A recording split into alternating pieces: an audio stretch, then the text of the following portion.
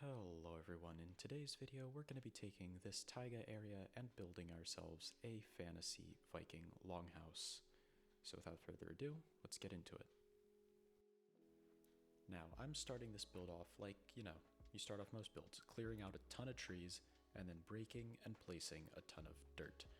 Going to be clearing out a relatively large flat area that we can then fill in with trees at the end if needed, and as it would turn out, I did end up clearing out way too much area, but that's a future me problem. As for the build itself, I've been wanting to do something in a Viking style for a while, so this build was just a way of quickly experimenting, figuring out the base style, as well as giving myself room to grow. As you can see, there's quite a bit of taiga around this area, so the rest of this series will likely consist of me expanding on this idea, building up the outside area, probably adding more houses, until eventually, hopefully, we'll have a little Viking village nestled in the mountains here.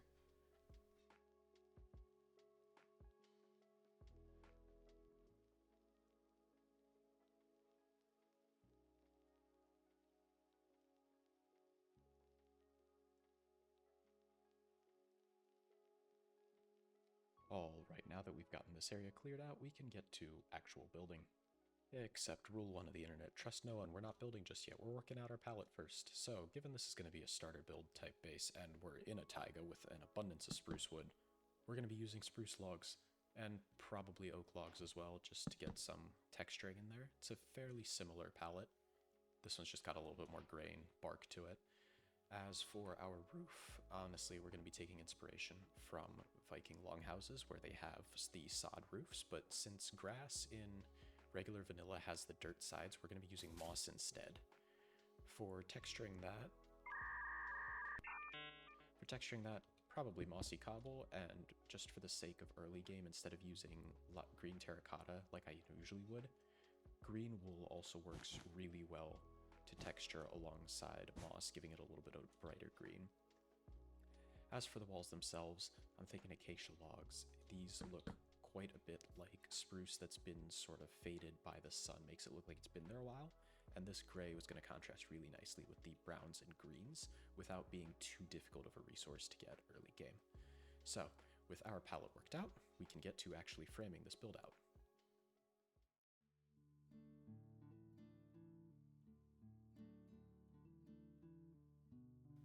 Like a lot of other builders, I like to start my builds out with wool outlines. It's an easy way to get shapes down, general colors down, without having to commit to texturing anything too heavily at the very beginning.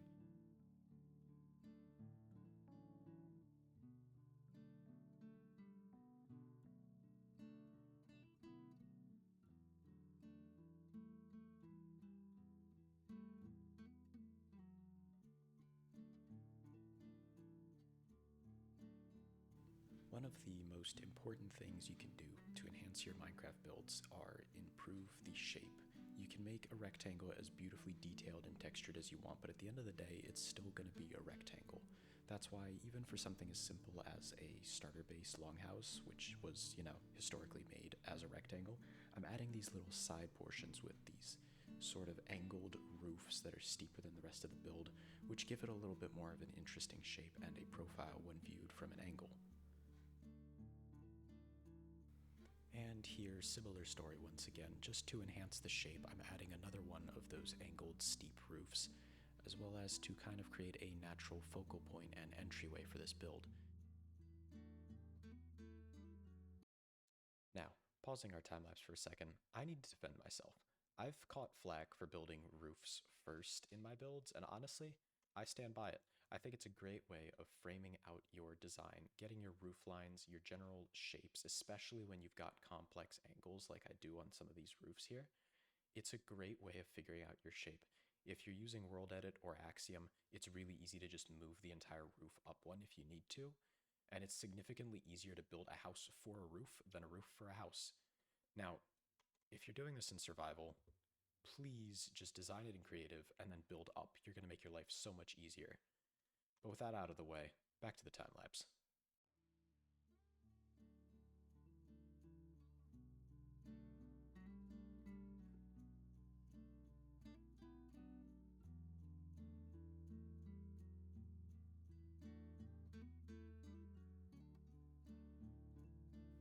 So with the main part of the roof filled in, I'm now outlining the edges of it with wood. You can see those fence gates used, and those are used as a way of smoothing out the diagonal lines when viewed from an angle. From the front, they look a little bit funny, but from any other angle, they form a really nice quarter block, sort of functioning as a piece of a stair. As you can see there, they kind of smooth out that very harsh transition from block to block when you're building a diagonal roof.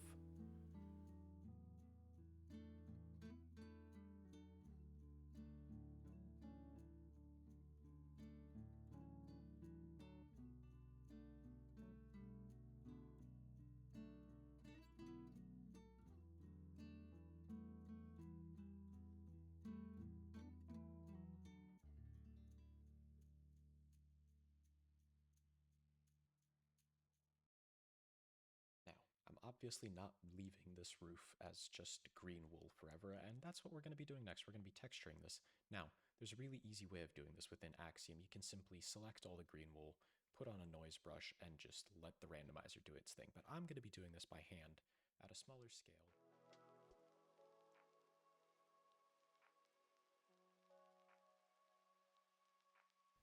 While texturing this roof, I was using a combination of tools from Axiom. I was using the Infinite Reach as well as the Replace block, which allows me to really quickly fly around and just not have to worry about breaking and replacing blocks. It's just all a click of a button, and I don't even have to get up close, which allows me to keep a kind of bird's eye view of the whole project. Now, about halfway into texturing this, I decided to start using some glow lichen to try and smooth out the transitions from mossy cobble to moss. And I'm going to be honest, I didn't like it. I overdid it. And don't be afraid to look at your builds, try something, not like it, and undo it. You can see right around there, I deleted about all of the glow lichen that I'd put on thus far. But I revisited the idea and I added it in much more subtle touches, and it really did help smooth out that transition. And with that, our roof is pretty much done, so I could start work on the walls.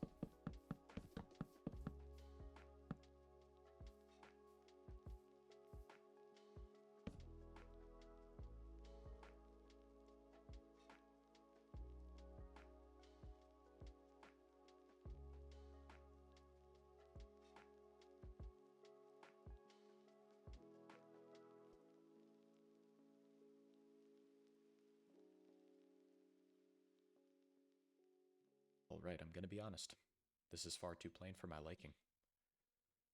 Let's see. Something with acacia, just to break it up a little bit. Let's see how tough works here. Honestly, it's subtle, but I do like this quite a bit better, and I think I'm just gonna start putting this in here now.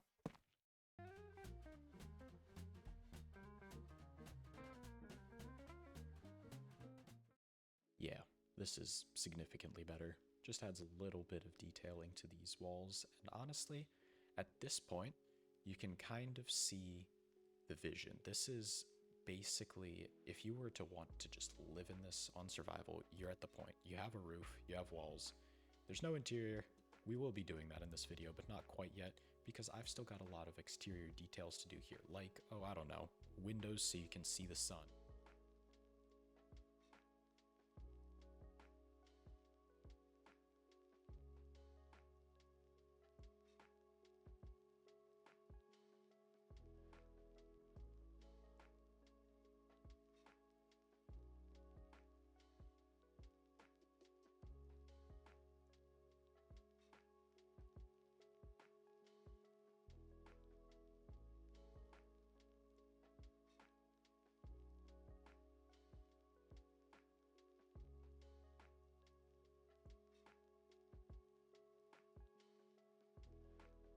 Just to add a little bit more detail, I'm going to swap these logs down here for barrels. They fit the color, make them look a little more supported.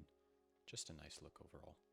And with that, our exterior detailing is largely done. There's not a ton to do on a base like this, just because so much of it is the roof, and true to the Viking style this is kind of inspired by, less is more in this case. We want something simple. Now, still going to be adding a chimney because, you know, that's a must in any kind of cold climate, and then we can get to work on the interior.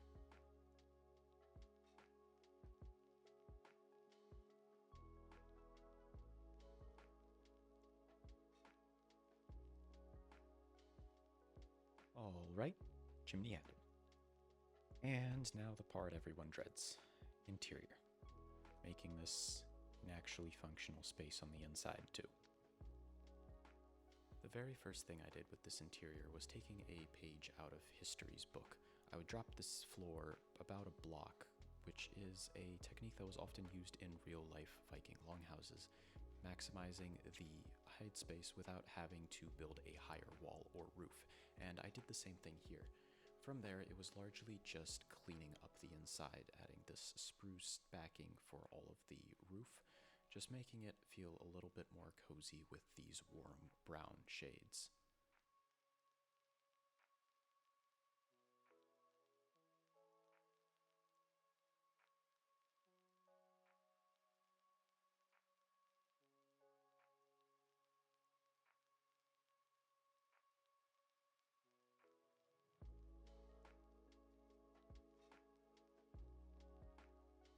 I tried to furnish this base with a combination of something that looks good but is also practical for survival Minecraft. Even though I'm building this in creative, this was kind of designed to be a survival starter base. So obviously we've got storage in the two nooks on either side.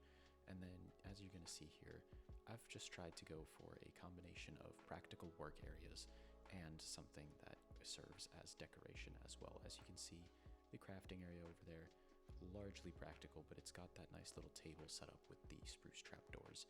You'll see the smelting area over there has the chimneys with the tuff located right below where the actual chimney on the build is, just for continuity. The little beds, just simple, small decorations. And with that, well, this starter base is pretty much done. Anyway, that is all I have time for today. Thank you so much for watching, and I'll see you in the next video. VX is out.